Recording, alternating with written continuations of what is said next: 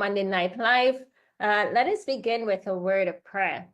Heavenly Father, we want to give you thanks for this day. We thank you for the opportunity to meet with your precious children all over the world. And we ask, dear God, that you continue to be with us now as we seek to learn more and understand more about food and how we can best put it together to nourish our bodies. This is our prayer in Jesus' name. Amen. All right, so we're looking at healthy plates for optimal health. And that's really important because a lot of times what folks put on their plate may or may not be best suited for that optimal health. And it's because, say, for example, folks might say, well, I'm eating plant-based. And then when you do take a look across at the plate, they're wondering, it is potato, but what, potato fries? Then that's not something that's going to be beneficial to you because of the way in which it is prepared. So potato, yes, but potato fries, no. I just want to welcome some folks. I'm seeing Sister Amy John. How are you doing, Sister Amy? I thought about you this week. Cynthia Phillips. Hi, Sister Phillips. Josephine John. Juanita Hunter. Catherine Yates. Oh, like I'm doing a roll call here. Hi, Sister Peggy James, hailing us all the way across the sea. Sister Ramin, welcome, welcome. Sister Weena, Shorna, and Sabrina, a lot of ladies. I'm looking for some men. Okay, so tell the men come out, or they're probably there in the background. Wonderful. So let's go. I'm Dr. Natalie Nash, speaking to you from Pure Wellness Lifestyle Center. And today we just concluded our session here, not today, but by tomorrow, we would have concluded our segment for December. You may have seen it being advertised. And let me just share with you what, I know I have it, so I can just tap the screen and pull it up, what people have been doing on my head. Okay. So this is a little sneak peek.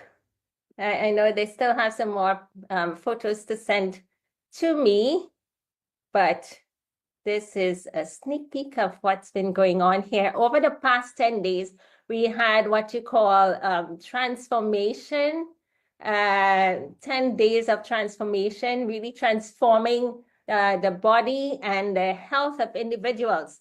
And we had guests here at the center, and they participated in several activities where they learned. We also had the educational sessions, and they learned about how to take better care of themselves and how to eat, all the principles of eating. Why do I have acid reflux, and how easy it is to overcome. So we're just gathering some of the testimonies, and we'll be able to share that with you shortly. And I'll wait for them to testify for themselves. All right, so that's coming up. Look forward to seeing that in the chat in the next coming days. But I'm just going to play this little video clip, and this will give you an idea of what we've been doing.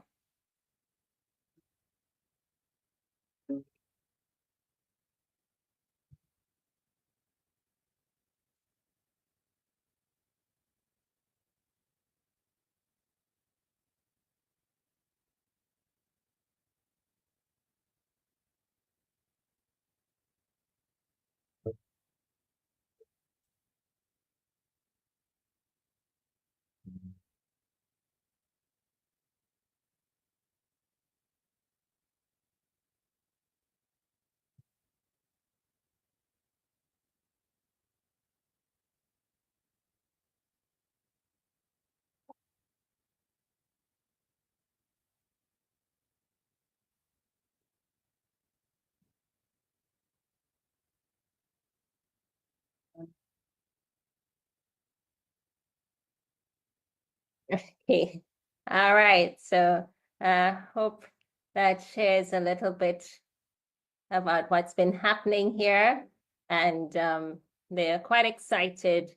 Lives have been really transformed as we prayed and hoped that the Lord would have blessed. And He always, He holds out, standing sure and firm, and keeps His promise to bless the lives of individuals as they seek to live healthier.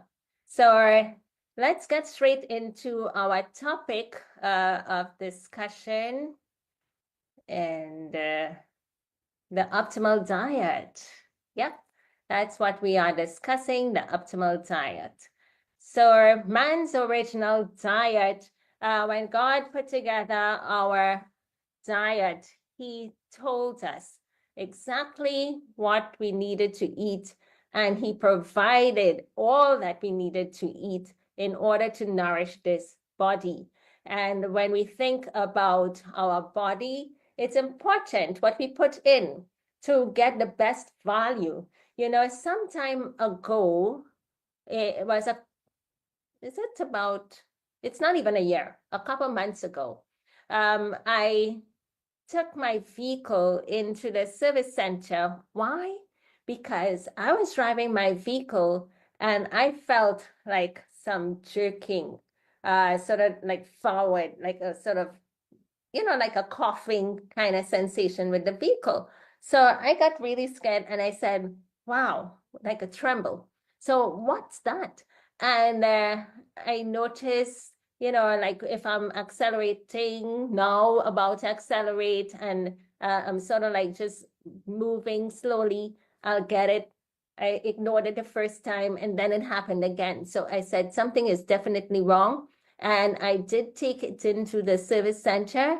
And you know what? When they assessed, they said, ma'am, you've been using the wrong fuel.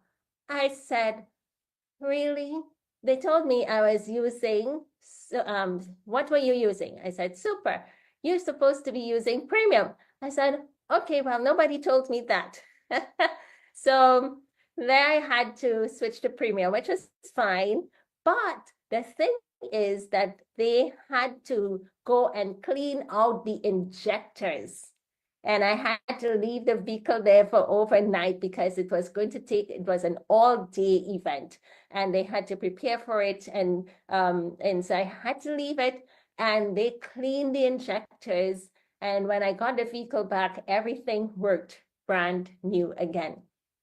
So I was really happy. Now, do you think that I would go back to putting that super gasoline in my vehicle? Absolutely not. I'll continue with premium and always remember it's premium that goes in there because I didn't like the feeling that I got what that vehicle gave to me. I thought I would shut down, at any time. Why is this happening? It's not getting power. And that's the same thing with us. Our bodies were designed. It was manufactured, made in a superior way that we go for the optimum level of foods to put into our bodies. And if we were to go for the super type foods, and you would see what some of those are, it lends itself to disease. And we end up breaking down our bodies and we don't function well. Our mind is not clear. We are not sharp in our thinking, which that happened during our time here with some of our individuals. They thought that they needed improvement in their memory. They indicated, that they had some memory issues, and we sort of got some evidence of that. At the start, you can identify, yes, some memory issues. However, we've been using the brain booster. Do you remember we shared that recipe some time ago, some months ago, the brain booster, and their mind has been opening up and their brain is clearer for it. So we want to give God thanks that He's provided seeds and nuts that has nutrients in them to help every aspect of our bodies, even the brain. So when we go to the history book of Genesis, in the first chapter, Verse 29, it says, and God said, behold, I've given you every herb-bearing seed which is upon the face of all the earth, and every tree in which is the fruit of a tree yielding seed, to you it shall be for meat. Our fruit, the seeds, is our meat. It didn't say our fish and our cheese is the meat. It says fruit and seed. Okay, that's our meat. That's our food. And in Genesis 3:18 goes on to talks about, and when we say seed, we're going to look at that. Seeds are like your grain is a seed. Your legumes are seeds. So it's not just pumpkin seed, flax seed. No, it's more than that. All right. So your grain, your legumes, and then you're looking at your fruit, your nuts and seeds as well. If you think about a cashew nut, the cashew nut grows and it's in a hard shell, and you've got to break that shell to get the nut inside. Think of a walnut. It's in a hard shell. A Brazil nut, it's in a hard shell. The seed is on the inside, okay? So when these are the fruits, what about the vegetables? Genesis 3:18 says, thorns also and thistles shall it bring forth to thee, and thou shalt eat the herb of the field. In the sweat of thy face shalt thou eat bread. So, after sin, the field had food growing. Look at all this nice bok choy, or some would say pak choy. And this is a real garden. You know, some years ago, I took out this picture, and that's food. It's green, chlorophyll. It can help to improve your blood level and give us calcium and help us to be strong. So we want to use food therapeutically. Use food in a way that when we're eating, we know we're nourishing the body, that would lend itself to health and healing. If you want to find healing, we got to make decisions and make choices. So let's look at a couple, the grains and examples of grains that you can incorporate on your plate. And so we're looking at brown rice, wild rice, red rice, black rice, all of these you see there. Then you have corn, you have oats or barley, and you know you have oats and like oats flakes, and you also have barley flakes. So you can, for your cereal, you can have options. You can also do millet or quinoa. You can make a quinoa porridge. You can, you know, just thinking about breakfast for some folks. But you can have these varieties, any of them, buckwheat, amaranth, quinoa, any one of them you can cook and eat. Cook them nicely. When I say that, sometimes the wild rice, red rice, and so forth, they have a little fiber on them, and that's fantastic because when you eat that, you're going to be fuller for longer. Here at the center, I had someone, and before the person arrived, I was told that he would have like about 5 or 6 meals a day, and I said, wow, we can't, you know, keep up with that. So what do you think? We are going to serve out 2 meals and see how the person how things work out. Do you know from the very first day we served the individual 2 meals, breakfast and lunch, all in between breakfast and lunch. So breakfast at 8, between 8 and 9, then we have 10, 11, 12, 1, 2 o'clock would be the lunch, 5 hours in between. The person never asked for a snack or a meal or anything in between. Yeah, day after day, no. Well, the custom is to have something for supper, so we give something very light, a little cup of oatmeal, you know, some fruit, some apples, just something very light and not anything heavy.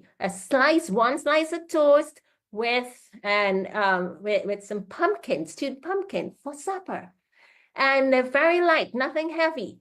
So that individual had absolutely no problem in cutting down on the frequency of eating, which is not a healthy thing. So one day we're going to talk about principles of eating, and I'll show you a nice graph that tells you when you eat food too close together, what happens in the system. All right, but for now, let's look at the plate. So the point is the little fiber on the food tends to hold you out for longer, gives you that sense of fullness so that you're not hungry. If I were to visit someone and they gave me what quote unquote white rice, I am going to be definitely hungry in less than 5 hours. And that happens to a lot of people. That's why they can't understand how we can space out the meal so long. You see the picture of the pizza earlier. When we went to the beach last Thursday, we had that pizza for breakfast. Okay, now the bread for that pizza was prepared, I want to say created as well, because it's a composition of seeds and root items like dasheen and yam and other root items that's in that bread. And then some nice organic whole wheat flour to help in binding everything. And that bread literally feels heavy. It's a lady from my church who makes it. So if you're wondering, the bread feels heavy. And when you get a slice of that bread, it holds you up. So the morning we were hustling, getting ready. It was just after 5, and because we wanted to head out early to have breakfast on the beach. You know, it's a nice, good thing, breakfast on the beach. And so I saw the chef, you know, packing up, and I went and I looked. And I said, okay, so many people we have, this is what we have. So we did bread pizzas, okay? So we slice the bread and then we top it up. And I said to her, I said, I think they may want more than 2 slices. So we had some extra. I said, okay, whoever want extras, we will see it would have available. However, the folks too, when they saw 2 slices allotted to them, they wondered about, you know, this thing smelled so good, looked so good, with cheesy top and everything, they're going to be hungry. However, by the time you had one, you're like walking around, okay, I think I have a little bit more room. By the time you had the second slice of bread, full stop. You're full and you want to stop. And it's because, you know, the bread is so filling. I tell you, the loaf feels heavy. And when you eat it, you are full. And so that's the thing, you know, when you have fiber in your food, that it really fills you. It's all healthy items, and it's going to work well with your body as opposed to refined foods, refined grains or refined carbohydrates. The fiber really helps. Now, let's take a look at legumes. And here we have a range of legumes. Don't they look pretty? Yeah, and they're little seeds that God has sent for us to cook and to eat them up. And when we eat these legumes, they're going to help us to get various minerals. And, you know, you take the garbanzo beans here, or some folks call it chana, and that is rich in folic acid and very helpful for our health in terms of wound care recovery, and for the brain, you know, it's one of the B vitamins, and for the nervous system, folic acid, and the lentils, the good old faithful lentils in the brown, red, and yellow. This is mung bean. Mung bean is a type of soy, and this is some kind of black, strange bean. All right, and so all of these things, no matter everywhere you go around the world, you can find some bean to eat. Now, fruits and vegetables, you want to have a wide variety of them over a course of time, and make sure you eat whole these foods in their natural state, even better for you to eat it. Lots of options wherever you are. Find fruit, whatever fruit is in season, eat them up, and they're going to be beneficial for you. Some of these fruits can have benefits like antioxidant. Grapes carry resveratrol, good for the immune system. Papaya, excellent for bowel issues. Yeah, if you have stomach, any digestive tract issues, you find papaya helps. Why? It has enzymes in here called papain that works really nicely. Similarly, pineapple has bromelain, and that works nicely as well for enzymes that would help in digesting the food.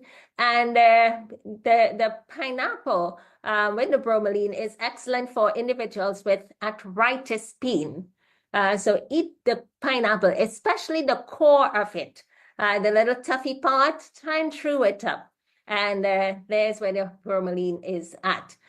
So in even the seeds in the papaya, good for parasites. So folks will sort of bite on the seed. It has a peppery taste, spicy taste, but it's excellent. Guava is great in vitamin C. And this is called an apple. So local fruits, these citrus, whatever might be local to you, eat them. They're going to be beneficial. You're going to enjoy your food. And, and this can be good. Now, here are some others. You have tomatoes, cucumbers, okra, eggplant, not here, pumpkin, and Karali peppers, and so forth. All of these are other options that you can have. Now, these are examples of fruit, and I want to interject a principle here. Fruits, Genesis 1:11. What did I say? Genesis 1:11 talks about the fruit-yielding tree whose seed is within itself. So if you examine this seed within its fruit, pineapple, once they're ripe properly and not picked prematurely, has little black dots in their seeds. And so the seeds and these are fruit. Now, what about these? Are there seeds on the inside? Don't you see the seed here too? These are also botanically fruits. And any nutrition book will attest to this fact that they are fruits. Now, we literally like to say, fruit, veggies, and we think fruits of only the sweet kind. I want to let you know that there are savory fruits as well. And so these are in the fruit category. Now, here we have lots of berries that are great for antioxidants, vitamin C, and fiber. If you live where you have berries, then make good use of them. Okay. Now, citrus. There are a wide range of citrus foods, and don't they look pretty? Okay, so let's look at vegetables. These are vegetables. Do you see seeds on the inside? No. These are vegetables. This is what was spoken of in Genesis 3:18 when it was introduced into man's diet. Before that, it was food for the animals. And therefore, as we eat them, we still get lots of nutrients from them. Beta carotene in your carrots, and the calcium you can get from all of these green leafy. Where do you think the cow gets its calcium from? It's eating up greens, lots of greens every day. And then when the milk is produced, calcium shows up in the milk. So when we eat our vegetables, we too get calcium, and that's great for our bone, for our heart health, our teeth. There are many individuals where their teeth just break on them. The teeth break just like that. It's because they can be deficient in calcium. Need to eat more greens to build up your blood count and your blood supply. So let's be friends with that.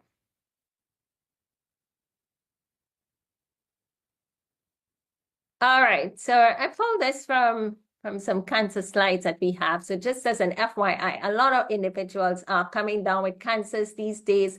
And just to note that when you're on a better diet, that you do phenomenally better and improve with, various forms of cancers. And these can also be prevented if you were on a plant-based diet. All right, so nutrition contributes to, poor nutrition contributes to getting some of these cancers, and they're showing you the percentage. So when it comes to cancers, it's nutrition, but environmental factors as well, and certain exposures to carcinogens. So just from a nutritional standpoint, you can save yourself from many of these cancers, stomach, esophageal, liver, mouth, lung, cervical, etc. Now, rainbow colors, you've always heard about foods that are like the rainbow, and let's eat our colors. Literally, you can do this. Wide variety, our land is not short for food. So go to find them where they are in the marketplace, and you would be able to get an abundance. Now, here are some counsels. Eat a diet rich in fruits and vegetables as part of an overall healthy diet. This reduces the risk of heart disease, including heart attack and stroke. So week before, I asked individuals to place into the chat a number of disease conditions that they are interested in. And so many came in, sharing, tell us what's good for this, what's good for the others. We will speak about those over course of time. So if you are looking to look at heart disease, a diet rich and in a high amount of fruits, you're looking at vegetables, that's part of your diet. Unfortunately, there are individuals who do not eat vegetables. There are individuals who do not eat fruits. There are individuals who do not drink water. And we would encounter them. And when you see them, it's because they have a disease condition. And then they have to start to eat the fruits and eat the vegetables, and they don't know how to do that. So we're going to show you. And so we want to increase fiber in our diet as well. So remember last week we looked at a diagram where we looked at it, sort of showcased like obesity, and we talked about diet, lifestyle and diet and genetics can play a role in chronic health condition that you can just increase in your illness. Think about this person just loaded with conditions. And then if you made a change, that could be reversed and you can move away from being in the hot seat, red hot seat, and make changes to that same diet and lifestyle, and your genetics, your genes can be reprogrammed, your genes can be rewritten, and you can end up with having health and improved health. So that's what we want to have. So as we look at some foods here now, let's see what are some of the things that we would want to put into our baskets when we go shopping. So you can add these, and this list is not, exhaustive. It's very limited just for our conversation here today. And so think about celery. That's so excellent for high blood pressure issues. You can eat the celery. Some folks would juice it along with some carrot, and that's excellent for the blood, for your cardiovascular system, for the blood pressure. And beetroots, great for detoxifying the liver. And so you can do the beetroots, you can eat it, boil it, eat it. It also helps to improve your blood, your red blood cells. We want to have broccoli, for example, excellent in calcium. And in indole 3-carbinol, which is a cancer-fighting compound that when the broccoli is cooked, and when you eat that, it similarly with it's found in cabbage too. And when you eat that, it can prevent precancerous cells from getting malignant. We have all of the cruciferous family. They also contain sulforaphane and indole 3-carbinol I just mentioned. So these help to protect your DNA, build your immune system, help you to fight off infection and other diseases. We have the good old pak choy or bok choy. Here you got some lettuce and eat up. This week here at the center, we had 1 day of fasting. And when we broke the fast, I said, we're going to do some lettuce. So I told the chef, let's just give everybody a plate of lettuce. So she got plates and she put the lettuce on the plate and wrapped it and then had it covered. So when they went to the food point to get their meal and they lifted the cover, there was this plate of lettuce. Well, I just heard that the faces dropped. I mean, they were like fasting, starving, maybe, and just looking forward to their food. And then they just saw this plate full of lettuce. Well, their faces sort of like were questionable. Somebody said, is this all?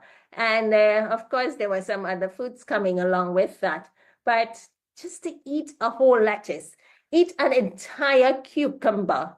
Sometimes I'll just wash a cucumber and just put it in my mouth and start biting into it and just eating. You're getting all that fiber, it's juicy, and you're getting what you need, just to be in your system. Cucumber is also excellent for lowering blood sugar. So if you're a diabetic, eat your cucumber. And when you slice it up, a little slice, you want to take a little portion. No, tell yourself, I am going to eat an entire cucumber. Okay, and you sit down and you eat that cucumber. And then you go on to the rest of your meal. So all these nice rich colors of yellow and carrots and so forth, they're great in beta carotene. Ginger and turmeric, they're anti-inflammatory, anti-carcinogenic, preventing tumor growth and killing those cancerous cells and so forth. Onions and garlic, excellent. Onions, great for respiratory issues. And just to mention, even the turmeric and the ginger, they are very helpful and in reducing inflammation. Individuals with arthritis situations, you can use the turmeric and make it like a tea, boiling it a little bit, simmer in some hot water for about 15 minutes, and then let it cover, and you can drink that as a tea. But garlic and onions are excellent for any respiratory issues or infection in the blood.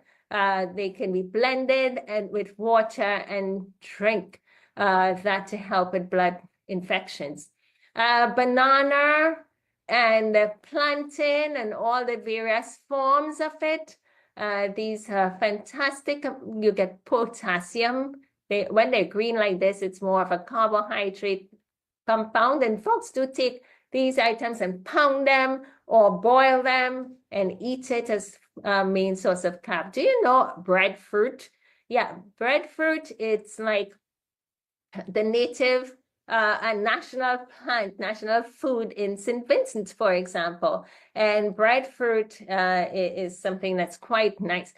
When it comes to the scientific data on breadfruit, it is said that that would be an excellent substitute for bread. Yeah, so if you want to be gluten-free, from staying away from wheat and so forth, breadfruit could be the item for you as you stay away from bread. And we have here avocado. Some folks just love the avocado. This one is really pretty and nice. And that avocado can lower your cholesterol. It's also low in glycemic index for our diabetics. Okra, this is another item that's excellent too, even for stomach issues when they're younger. And you eat that, individuals who have like a burning stomach, they can eat that and get relieved. Pineapple, we showed. Mangoes, who love mangoes?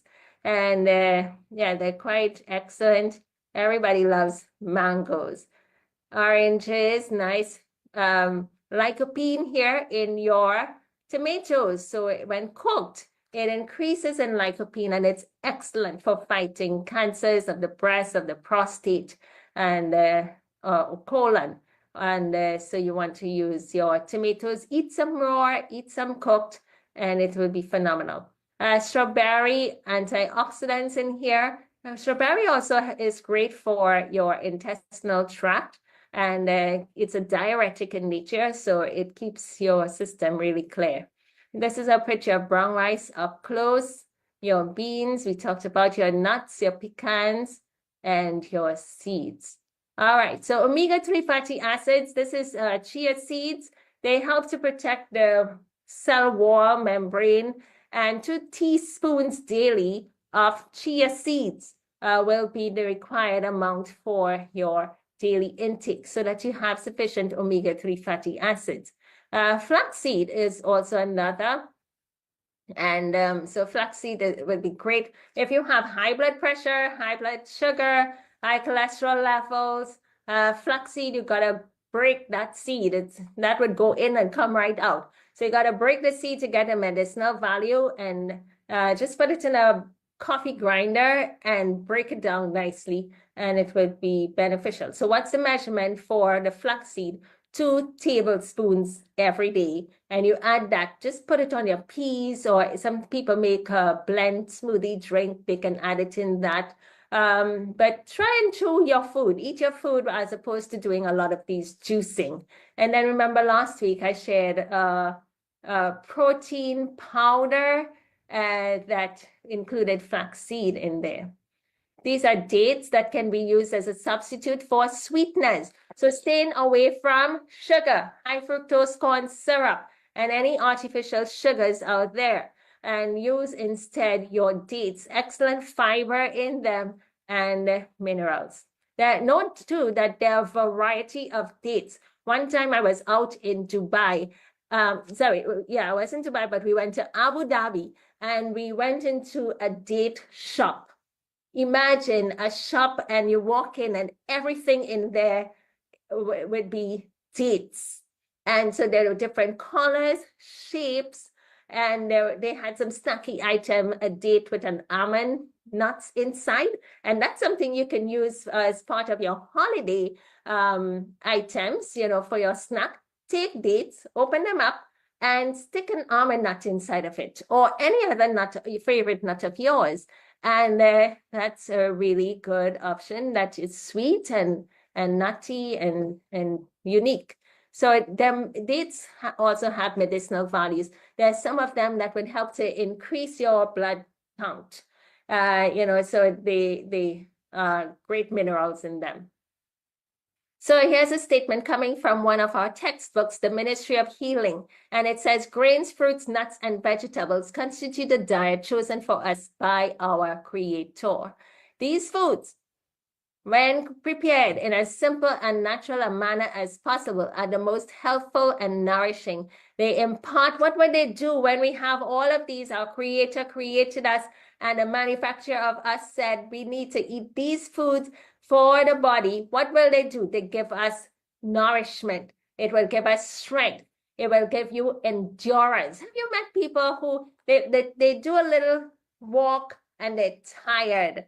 They do a little work and they're tired. They can't go for the long haul and long run because their endurance is limited. But when you eat these nice, healthful foods, I have someone here who said to me, I've been eating this food for over a little week. I've made all these changes and everything, and I feel lighter. And so the scale didn't really say that she was lighter, but just the feeling of no bloating, of no gas issues made her feel lighter and happier and so forth. And that's what the diet would do for you. Okay, note that animal foods, they have no fiber in them, but these foods do, and they seem to work really well for us, for our human systems. When it comes to intelligence, you see like Daniel and his friends in the book of Daniel in the Holy Bible, and you read there in the first chapter, second chapter, Daniel and his friends, they ate plant foods and they ate legumes, and they were intelligent. Nobody else in the entire kingdom of Babylon could have touched them. They were brilliant men. And the king observed that. He tested them himself. And all because their diet were different. They went through the same schooling like their colleagues and everything, but their diet stood out. That was different. And so their intelligence was supreme. And therefore, these foods are what we should have. So here's a plate, and let's take a look. When it comes to your breakfast and your lunch, I want us to have something that is quite substantial. There are individuals for their breakfast, they have a smoothie. There are individuals for their breakfast, they will have a slice of bread and cheese. There are individuals who will have eggs, scrambled eggs and a bake or a roti or something like that. there are individuals who will eat sort of something called doubles. Now, doubles is why it have two flour base, one on top and one underneath, and inside have some peas, and it tastes real nice. Folks would say, and they line up and they're waiting for the doubles. But that is not breakfast. Folks, that's not breakfast. You want something. What about the fruit? What about the vegetables? What about preparing these things in a healthy way so that we don't get sick for it? So let's choose. Let's see. For your breakfast, you want to start off your day. You are going to have so many hours. Remember, we're eating for endurance. We're eating for intellect. You're eating for health. So when we have to eat like that, you're going to have a breakfast. Let's eat well. It said, let's eat breakfast like a king or a queen, lunch like a prince or a princess, and supper like a pauper. So when we're eating the first meal of the day, let us fuel up. If you had to get into a plane and fly to the other side of the world, you want to make sure that your aircraft is fueled up. You don't want to hear in the midst of the aircraft, oh, sorry, we are out of fuel. That will horrify you. So when you are starting up your day, fuel up for your day. Okay, don't take a little bit of something and then crashing in the midst of the day. That's why people snack. That's why they will snack, because the morning meal is not filling. When we serve up our meals, we always, for the breakfast, you have something raw. So most times we will do fruit. You could do a veggie meal and you bring in lettuce in the morning, but most times we will do fruit. So we can have pineapple. So that day when we went to the beach and people, oh, did I tell you? When they ate the 2 slices of the pizza, they were full. They had to go and take the digestive walk to work out that belly. Before they had that, they had pineapple. Okay, so if you're wondering, they had pineapple, and then they had the slices of pizza. And some were saying, I don't even know if I can eat my nuts. Because we had little packets of nuts and seeds, like a trail mix for them.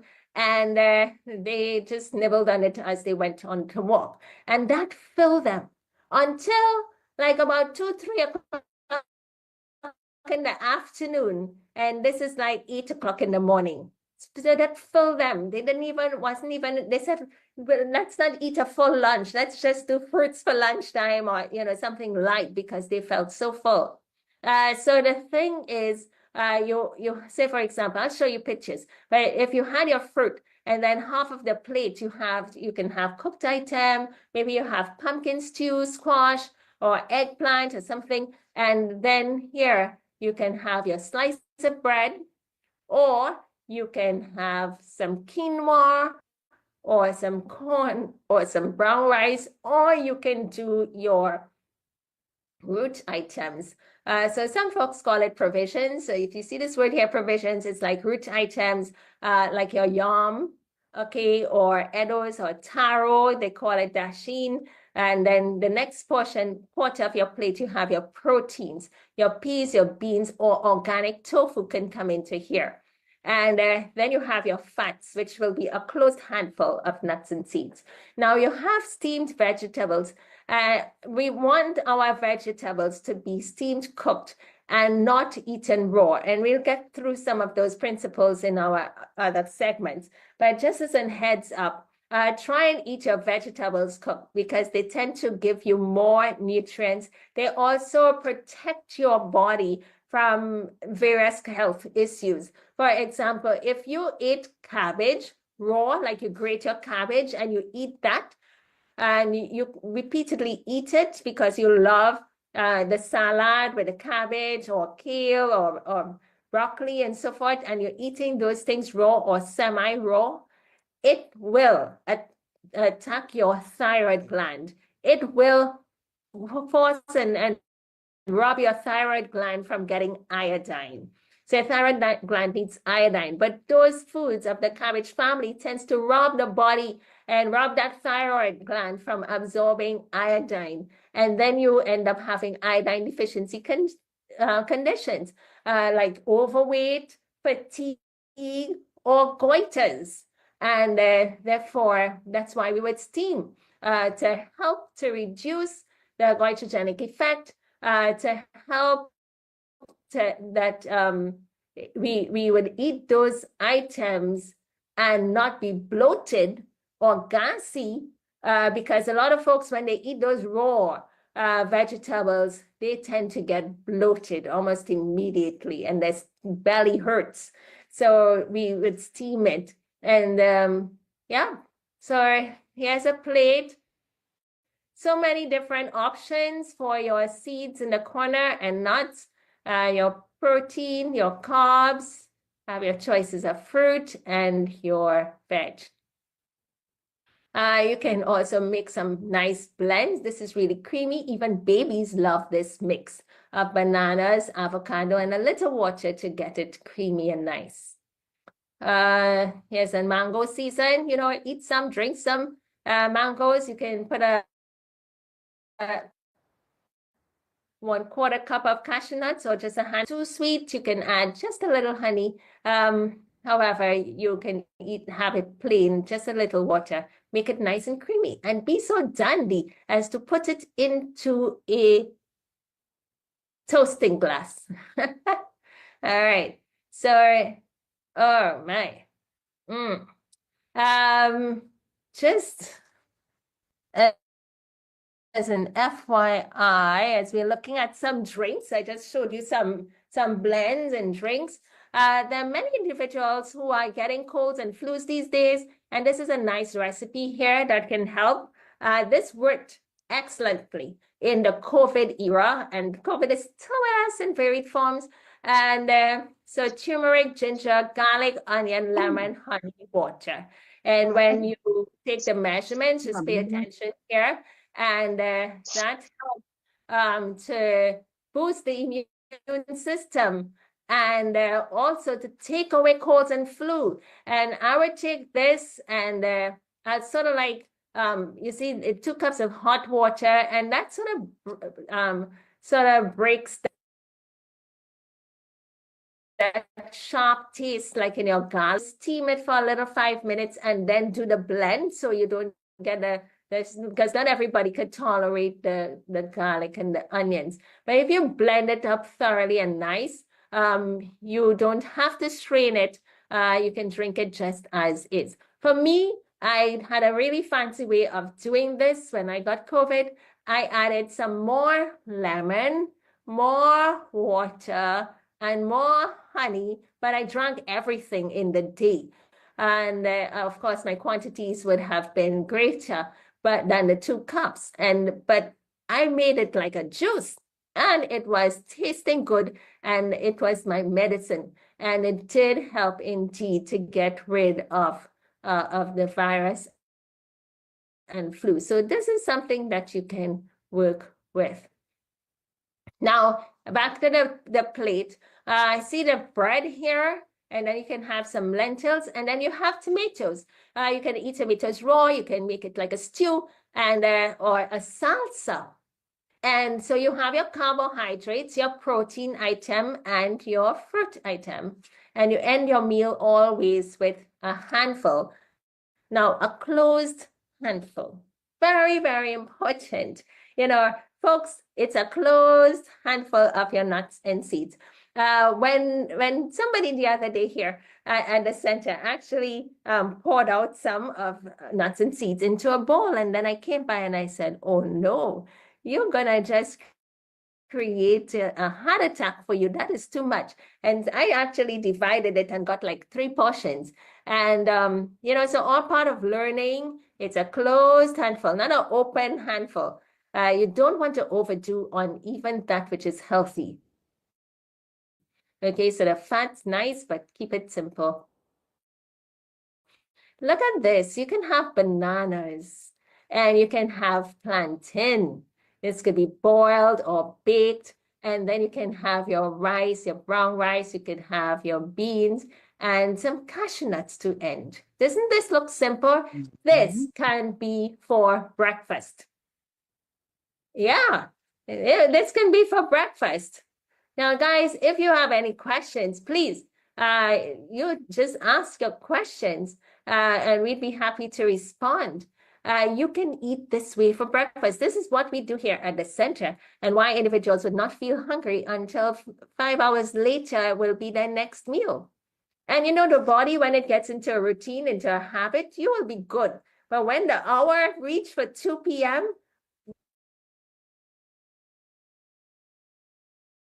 they now begin to feel hungry and on time, because your body loves routine and your body has been set into this pattern and routine, and, and it works nice. So here we have some rice, some beans, and your choice of greens, and you have some lettuce and have your choice of greens, and then you have some nuts to end. Okay, so let's say you had potatoes, your beans, and then you had tomato mixed with eggplant and make a nice stew. And you had avocado at the start. Okay. Right, that one is similar. Papaya for your raw. So notice we're always having a raw food item to start. A raw food item to start. So we want to have papaya, and then you can have cucumbers with some more raw, and with a squash that you cooked up in some nice form. And then this could be like a basmati rice, which would look a little brown. And then you have your peas, your protein. So you see carbohydrate, protein, and then your fiber on this side. Pumpkin seeds to end the meal. Okay, so this is an example of what we just looked at, written down 2 examples for breakfast and for lunch. And then if you had a supper time, it would be papaya. Something simple, just a fruit, and that can be quite filling. In the morning, first thing when you wake up, drink water. You go for warm water, 2 to 4 glasses of very warm water. You can feel the warmth going down your stomach, and then you can add lemon juice to it. And if you add lemon juice to one of those glasses, you end up with lemon water. A glass of it is sufficient, but use a straw when you're drinking up your lemon water. And that straw to drink will protect the enamel of your teeth. Yeah. This person has the lemon water, but if it's just in the morning, that's fine. But I don't like the concept of having this all through the day, because you're exposing your teeth to that acid all the time. Your teeth will edge you. Your dentist will know that something is wrong with the enamel of your teeth. They will see it and they will ask you what you're doing. And it can, cause damage to your teeth. It can cause your teeth to break down and rot. So make sure you're using a straw when you're drinking lemon. All right. In the morning, you don't really need a snack. You can drink a herbal tea. That will be safe. And you would be able to have something. Sometimes, depending on your condition, you may be recommended to have certain teas to drink, like a turmeric tea, for example, or something to cleanse your blood and the liver, like red clover, burdock, miltitzel, any one of those. And you can have that in between breakfast and lunch. Okay, so have you ever seen sweet potato? That is really nice and pretty. And then say you had sweet potato, lentils, and here's a nice, delicious eggplant baked in some cheese sauce and herbs with tomatoes. Oh, this looks so yummy and delicious. I think I want to try to do that. And then tomatoes, you can have it raw. So right here, you can eat this for breakfast. When you eat like this for breakfast, you're not going to feel hungry so soon. If you ate this for lunch, you're going to be so satisfied. You don't want food until the next morning, literally. And by evening, like right now, I had my food like between 2 and 3, and I still feel satisfied. I am definitely not hungry. All I'd need for the rest of the night is simply water, and that's it. And that's how you can have your meals spaced out, and you're able not to have indigestion going on, time to sleep, your stomach is clear, no food there, and you have better quality of sleep through the night. You have your melatonin that's produced into the night and keep you sleeping for longer. Okay, herbal teas. Okay, here's another picture. All right, somebody asked, what about apple cider vinegar? And I guess when you heard me talking about the lemon water, it caused you to think about apple cider vinegar. Now, individuals would say they're using apple cider vinegar for a varied purpose. Maybe it's to lose weight, it's to manage cholesterol levels, it's to do different things, you know. However, God's substitute for that is lemon, and the lemons will be given to individuals, and they would do well with it without having any issues. Today I was actually talking to the folks here at the center about apple cider vinegar. Now I have a book in my hand. I'm not sure how you can see it. Okay. Because I'm sharing screen, but I'll still hold it up. I don't know. Yeah, so in the lemon, yeah, so in the apple cider vinegar. So this book, Encyclopedia of Foods and Their Healing Power, actually talks about apple cider vinegar and what it's made from. It has acetic acid, and you know, it can when individuals consume it, it can do several things to the body. Now, it can erode your dental enamel, right? Because it breaks down the calcium phosphate of your teeth and of your bones. So we need to be careful with the apple cider vinegar. And yes, somebody told me today, you mean the one with the mother? I said, yes, the one with the mother. The apple cider vinegar can also cause your red blood cells to burst, and therefore you will be anemic. Okay, so you can have anemia. So it's not something that we should be consuming at all, because there are side effects from it, and it can also erode your dental enamel and do so many other things. However, if you ate the lemon or drank the lemon juice, then those things don't happen. Those things don't happen to you. You find that the lemon juice will become alkaline into your system, and that will be beneficial. It also breaks the mucus barrier of your stomach, and that is a nice mucus barrier that keeps your stomach working well, that you can have hydrochloric acid in your stomach and you don't feel the burning sensation. And but vinegar tends to break that down. And so if individuals end up with stomach pain, heartburn, and it certainly can cause gastritis. This Encyclopedia of Foods, page 337 by Dr. George Pamplona Rogers. And you can read up, there's a section there all about vinegar, and as a condiment, but not one that is recommended because of the risks to it. So when individuals, all the benefits that they're looking for getting in apple cider vinegar, they can definitely achieve that by using the lemon water and having good dietary habits. Okay, that would solve their problem. All right, so let's see.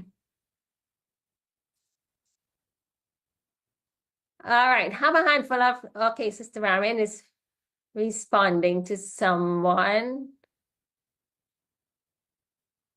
Yeah, I don't even know if my video is showing. Okay. Yes, it is showing. So maybe because I have the background. Buck. I have a green screen background, so it probably didn't pick up the book. Okay, thank you. Okay, so there we have this nice plate of some wild rice, and some stewed beans and your carrots. You can steam. If I did steam my carrot, just steam it whole and then I can cut it up. But this might be pretty bland unless I'm pouring it over this. It gets mixed up. I may make a salad dressing on the side, and then I can toss this in it just to make it more flavorful. But depending on your situation and the time, you may just want to boil and eat. This week somebody was telling me, I don't know how to cook vegetables. I said, well, just boil and eat until you learn how to. Until we come and show you how to. But just be safe, just boil and eat and you'll be okay. And then we'll help you to learn how to cook. The name of the encyclopedia, Encyclopedia of Foods and the Healing Power, by Dr. George Pampaloma Rogers. Pampalona Raja. He's a medical doctor, and he also sat on the on an American committee rather, that sort of set up the nutritional panel for nutrient content. So very experienced gentleman. You can talk if you have call porters in your area. You can talk to them and they can help you find this book. If you have an Adventist book center in your area, in your city, they should be able to have, it's a volume, 3 volumes, and they have volume 1 that you can get that information about foods there. Okay. Supper. What do we have for supper? Papaya. Excellent. Nice option. You just have a bowl of this and you'd be good. You'd be fine. It's something that it's not harsh on your stomach, to cause burning sensation. It's very mild, and especially because of the enzyme papain in it. And if you ate it in the evening, by 6, eat between 6 and 6:30 for your evening meal. Eating after 6:30 will stop the production of melatonin, which is a hormone that gives you restful sleep. So if you ate papaya, it also helps. It's great for your intestines. And so you get nice bowel movement the next morning, especially when you drink that warm water and add lemon to it. You're going to get a good, nice flush. And that's really healthy. So supper, here's a statement coming from another textbook of ours, Counsels on Diets and Foods. And it says, supper, when taken at an early hour, interferes with the digestion of the previous meal. And when taken later, it is not itself digested before bedtime. So if you take supper too late, it's not digested and you're ready to sleep. Thus, the stomach fails of securing proper rest. The sleep is disturbed. Do you wake up in the night and have difficulty to go back into sleep? What time is your last meal? And as you get older, past 40 years, your digestion slows down. So that's why folks can do better on 2 meals as opposed to 3. And the sleep is disturbed. The brain and nerves are weary. The appetite for breakfast is gone. You're not feeling hungry the next morning. And you feel more fatigued because your sleep was disturbed. When we lay down to rest, we want our food to be all digested and not that we carry it into the sleeping hours. So between 6 and 6:30 will be a good time for supper. For the evening meal, as I showed you, just some plain, simple fruit will be good. You don't want to have vegetables and you don't want to have fats, in the evening meal. These things will take long to be digested. So don't have a salad of veggies in the evening. You can have a papaya salad, and just eat some fruit. Apples is another one that's really mild on the stomach and good for your GI tract, and it's a safe item. If you had bread, like I had someone here, as I mentioned earlier, who needed to have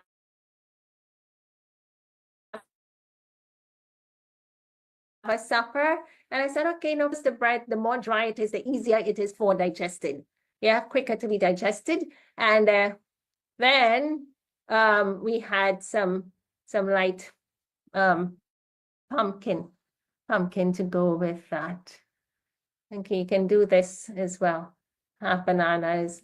If you see it's close to bedtime and you're feeling a little hungry, maybe because you are dehydrated or your day didn't go too well as planned for food intake, just drink some cold water and go and sleep.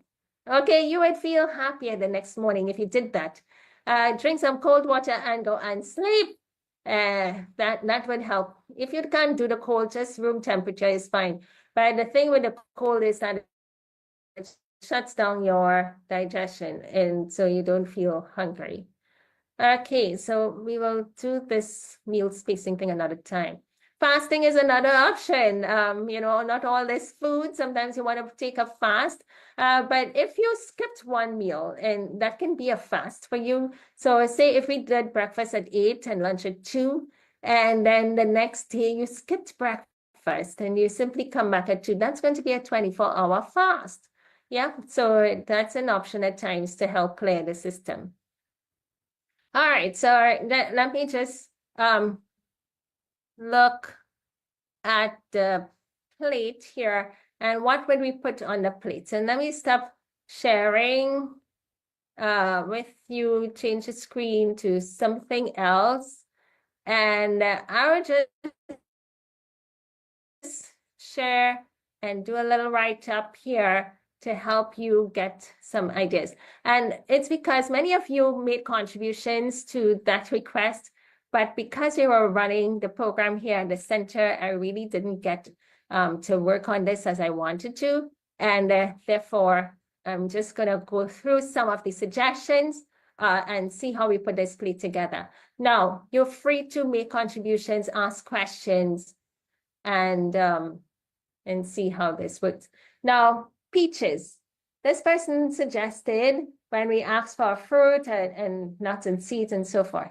Peaches, bananas, chickpea, pistachio, walnuts, collard greens, and broccoli. Okay, good. So we're seeing some fruit here. We're seeing some broccoli, that's a veggie. So here's what we can do. We can have peaches and banana as our raw item to start off with. So let's say for our raw, we give a green. Okay, then we need to get a carbohydrate. Do you have any suggestion, everybody? What carbs could we go put here with chickpeas? Let's see, are you talking? Unmute. Rice. Rice. Okay, so let's get some brown rice. Yeah, brown rice. Thank you. So let's get some brown rice and we put that brown, let's say yellow. Okay, then we have chickpeas. So this is our legumes. And so we give that color. And then you end your meal with nuts and seeds.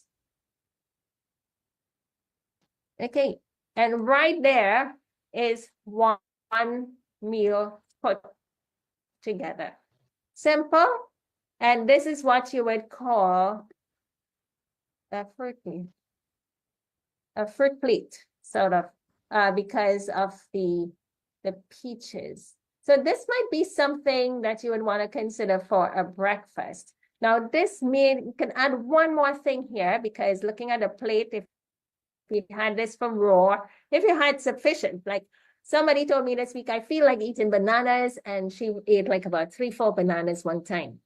So if you had sufficient like that, then that's fine. But you may have one banana, a peach, or 2 bananas, a peach, and you can still have room to add something in here. Maybe you want to add some squash. Right? If you put in a squash in there and you cooked it up nicely, then that's going to be helpful to you. So you have a squash, and that's what. So if we were to take the same concept here and do a veg meal, let's start off with some lettuce, because lettuce we can eat raw. And then we take the same brown rice, chickpeas, And let's put that there. And instead of squash, let's change it out for the collard and broccoli. So we're going to remove this and change it up. And right there, we got another plate. See?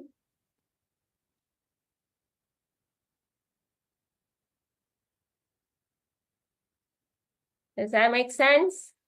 So this is an exercise that I did with the folks over the past 2 days where we had them sort of write up their menus. And right in one row, they were identifying some veggie and fruit. So here you have fruit. You can do this for breakfast and you can do that for lunch. So there are times when you would cook your chickpeas like in a slow cooker. And if you did that, you wake up in the morning and you put your seasonings the night before, and then you wake up in the morning and the home is filled with the aroma of peas and it smells so good.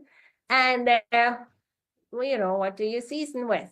Some onions and garlic, your Himalayan sea salt. You might add cumin to it, so a little turmeric, you know, a little piece of ginger, something to give it nice flavor, and your food smells so good. Or you can take some tomato, this one chickpeas. If it's lentils, I'll take some tomato paste and then add my little seasonings to it, make your own ketchup, and you add it to your plate, to your food. You cook it in a slow cooker overnight. Your brown rice, you can put that in a rice cooker. And so your rice and your peas all done. All you need to do is just get a fruit, plural, get some fruits, get your lettuce and your collard and broccoli. Now, if you had to cook, stand up in the kitchen and cook these items, cook both meals at the same time, you know, rather than go in the morning and then you're going back again. Cook both meals at the same time. So when you have your one pot running with the collard and the broccoli, you have another pot going with your squash. And that's it. These two items prepared in a pot. Rice cooker, slow cooker, and lettuce is raw, peach and banana is raw. And you would be out of there having 2 meals and you're done. Sometimes we do this in our home, early morning, you know, between 5 and 6, and you cook 5, 6, 7, and you cook, and that's it. You have the entire day to yourself to do whatever errands you want, you know, whatever you want to do. And that works really well. Do you have a question?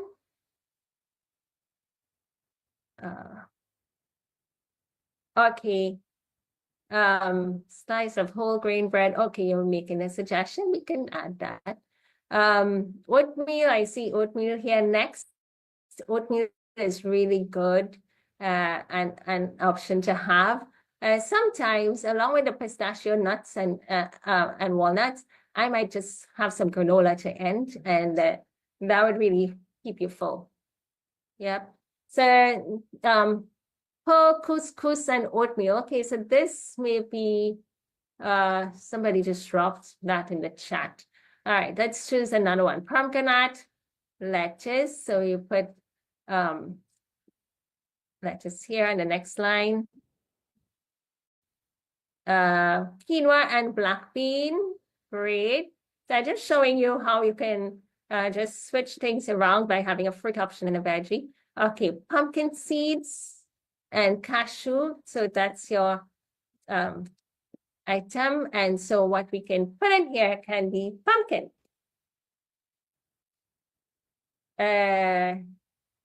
We need a veggie. We need a vegetable here. Let's just say, so think about colors now. So quinoa, sort of off-white, black beans, so white, black. What do you think could go and make this pretty here?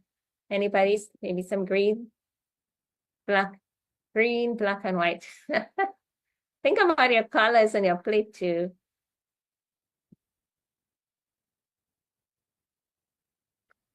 Carrots. Okay. Oh yeah. Yeah, so you can have a nice carrot stew. So let's go carrots. Good. So this would be a carrot stewed up. Again, you can have your seasonings in the base of the pot. You put some water, you have your carrots cut up and you cover it and you simmer. Just let it simmer and all the seasonings and so forth will just make its way into the carrots. And you also don't want it to be dried out. So you can do carrots. You can also have carrots plus celery. Like the big long celery, you cut it up and you can put that to make the thing. And then I might take a pumpkin seed and make a pumpkin seed dressing and just pour that over the carrot and the celery, and it's really creamy and nice to go along with this. So cashews and pumpkin seeds. Okay, so that person. Hi. Dr. Nash, what about kale in that meal? Kale. Okay. Or broccoli? Yeah, you can do yeah, so you can change on this carrot and you can put kale, you can put broccoli. You can have the carrots and some pieces of kale in there, so you get a nice orange and green combination, and the kale is sort of leafy. Now, kale could be really tough, so make sure your kale is cooked properly. All right, we don't want hard kale, or else we'll be chewing and can't swallow this fiber yet. That means it's not well done. So make sure that the kale is cooked. Okay, let's see one more.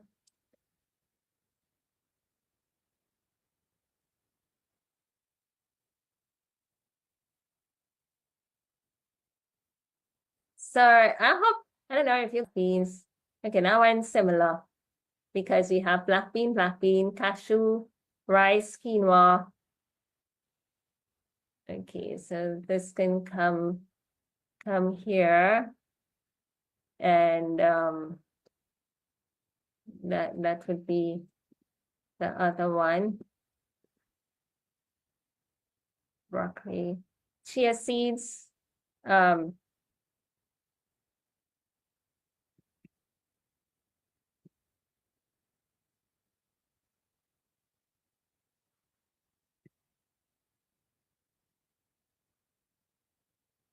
put that there.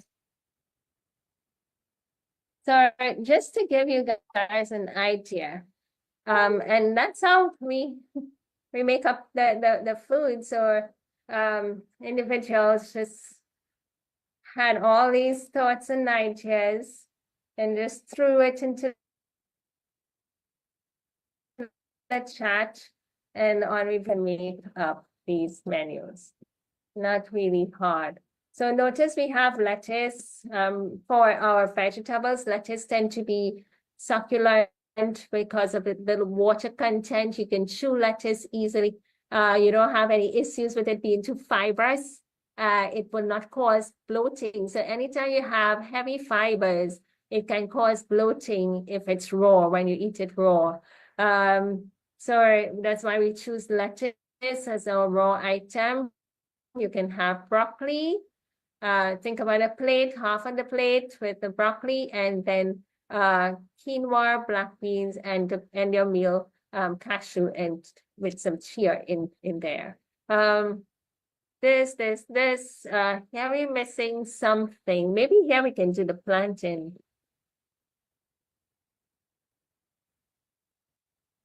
And I like to bake. Yeah. All right, so right here you have two sets again. So hope that gives you some ideas about what you can have for your food. But we can't end the evening without incorporating mango, because when that is in season, everybody loves mango. But we wouldn't mix the mango with, now we're not mixing our fruits and our vegetables in the same meal, all right, on the same plate, because it can cause indigestion. And wild rice. So we need a bean in here. Maybe lima bean. You can do pumpkin seed on its own, wild rice, lima bean. And if mango is in season, or this person don't want to stop eating mangoes. Hope you're not a diabetic. So you can have some mango as a main goal. And here you have your lettuce. You got cabbage, nice. And what else we need? We can just have this here, repeat. Or you can do something different for your lunch. If you had that for breakfast, then for your lunch, you can change out this wild rice. Let's go for like a sweet potato. Yeah, then you can have your lettuce, a cabbage, a sweet potato with beans, and your pumpkin seeds to end. Yeah, or you can do sunflower seeds to end, a handful, and right there. Okay, so folks, does it look simple to you? And I'll drop all of these little examples. So healthy plates, what you guys contributed to healthy plate examples. Okay, and we just drop that into the chat and you will have that. This one is incomplete. Okay, and you'll have that to look at. Okay, so question, is it doable? What do you think? Is it hard? I hope not. It's not, it's quite simple when you come to think about it. So we will keep showing you different plates over time as we bring it up in disease topics and conditions. Okay. No, it's good. All right, just to read, I'll be read sharing here. It's good and it's easy. And how do you know what to cook? So that question we started off with. What do I cook for breakfast, lunch, and supper? Okay, let's put in a supper. If we wanted to have a supper, we can have, okay, this next person here had pineapple. Pineapple, maybe. It wouldn't be my first choice for supper. I really prefer something mild because pineapple can have a really strong taste and not everybody it would agree with. Some folks are allergic, but some folks find it might irritate their throat. So I'll say have something mild. Let me just put this back here. For supper, my suggestion, you can have a mango. Mangoes. Supper. You can have apples. Apples are really mild for a supper. When I say mild, it's not going to hurt your stomach and it's really digestive, happy. You know, apples would work really good because of the pectin in it and it's light in terms of the taste. Not even grapes. I don't like grapes in the evening because you're chewing on the seed, on the skin.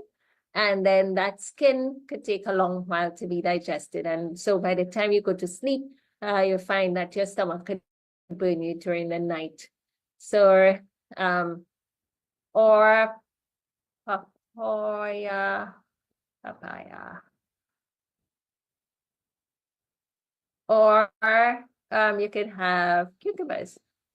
You may do it without the skin. Just think of anything that would be tough, taking long to digest. You don't want that. So cucumbers without skin. I mean, all the nutrients is there, but yeah, so these things are really light. And then some, okay, see some messages coming in. Let's see. Melon. Okay, someone wants melon. That can work. I like cantaloupes too. How is it? Okay, cantaloupe. Yeah, these are good. And even what about dragon fruit? That's really nice. If you had that for supper, If you had it for a supper, it works really good.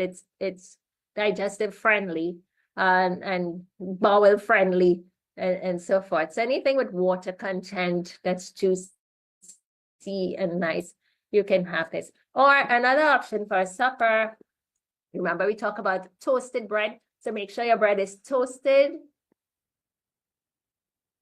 The more dry it is, the better, easier it is for digestion. So toasted bread with a pumpkin stew. Just that simple. Don't add beans and all of those things. All the skin in the beans, all of that will take long to be digested. Protein, you have to form hydrochloric acid and all kind of stuff to break down that protein. So you don't need all the protein in the evening. And so individuals who eat late in the night and eat full plates and eat their dinner heavy could run into problems. And that's why you see you have digestive issues. So you rally as the sun sets, everything slows down, So you want to work well with your body and don't have these issues going on. Toasted bread with pumpkin stew. You can also do toasted bread, bread with fruit spread. So you can make your own fruit spread by blending fruit. So if you have strawberries, you can make your own strawberry jam. I don't want too much sugar in the evening. But it could be just add dates. So there's a recipe we do with dates and pineapples. Just blend them together and you can get a spread, but it's very sweet. But children might like that. So you can do this. Another example could be a cup of oatmeal. Not watery, not too liquidy, because I find if you had too many liquid food items, that too can take long to digest because your stomach have to first absorb the liquid before it works on breaking down the solids. So just have a nice cup of oatmeal and that can be fine. Fruit and oatmeal could be good. So let's see, like apples and a cup of oatmeal. And that would take you.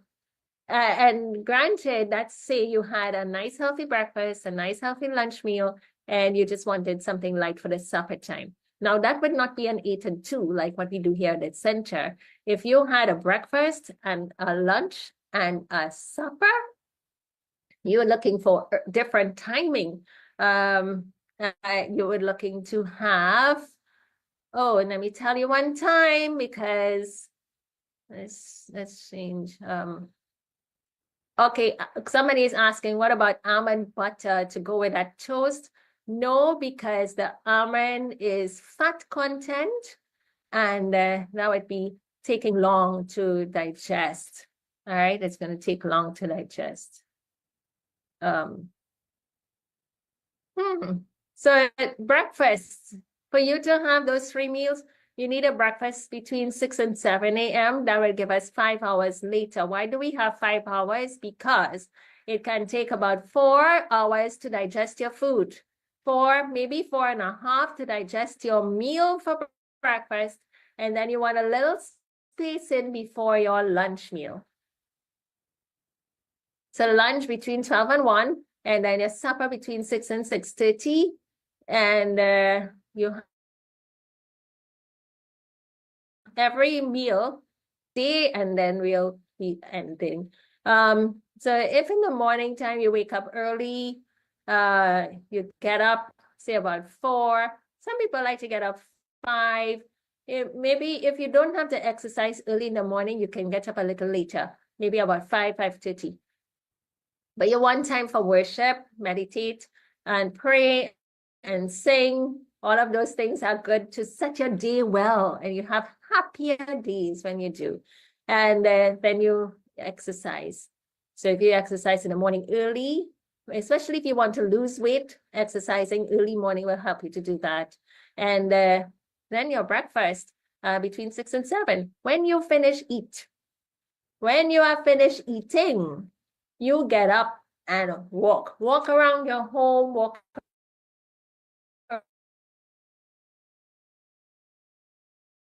around in front of the yard, back and forth in the room, around your bed, wherever, walk around.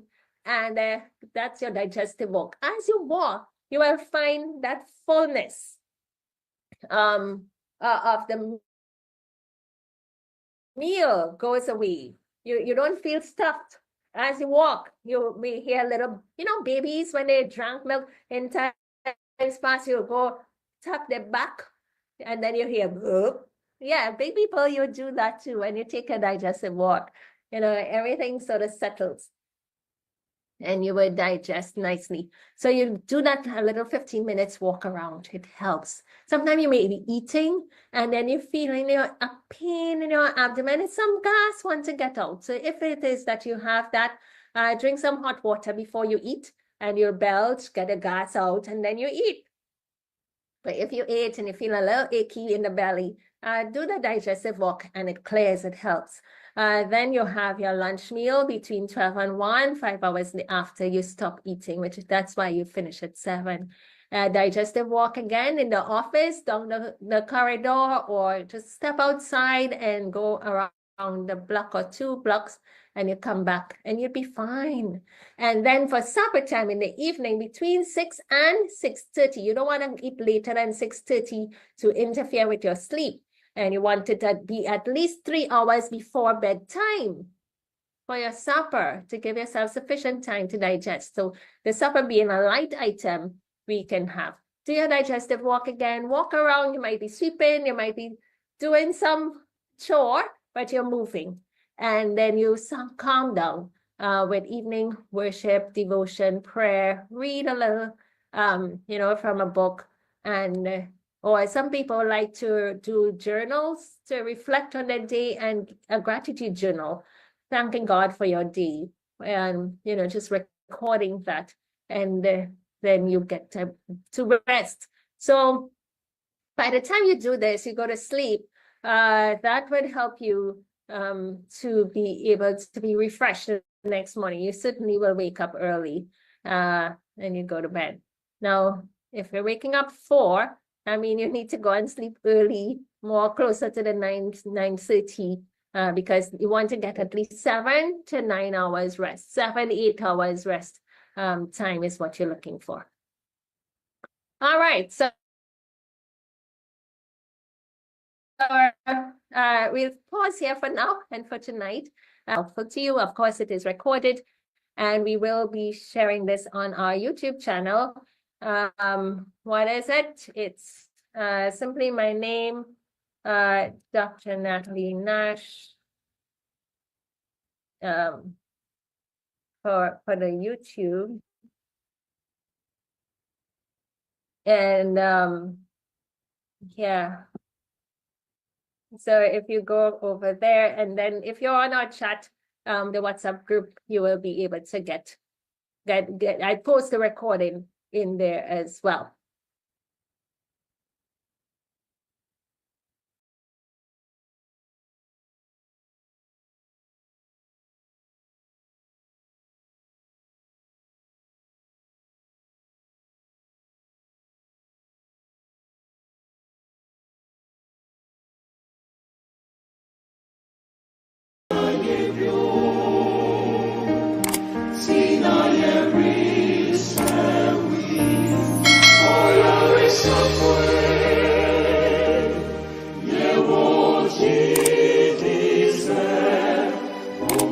Saswa